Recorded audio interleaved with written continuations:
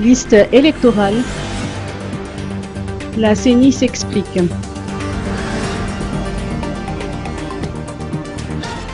Face à la polémique créée par la déclaration de la CENI faisant état de l'existence de doublons sur la liste électorale, la CENI a tenu à apporter des précisions.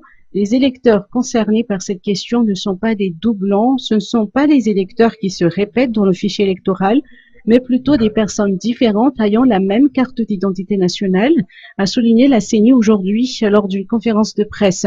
Par conséquent, ce phénomène n'enlève en rien à l'intégrité des scrutins organisés jusqu'ici.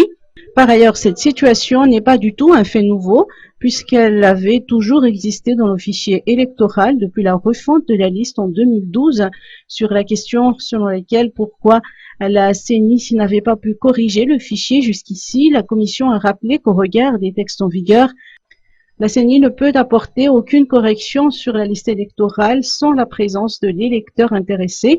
Donc, si les électeurs ne se présentent pas au niveau des fourtains pour vérifier l'exactitude de la liste, les anomalies s'accumuleront. Il y avait eu un audit externe et concerté avec tous les acteurs au processus électoral, initié par des experts de l'OIF en 2018. Cette mission a conclu publiquement que le fichier électoral malgache n'est pas parfait, mais peut soutenir toutes les élections à venir, selon toujours la CENI. Pour dire qu'avant les élections, la CENI a assuré la transparence de la liste électorale.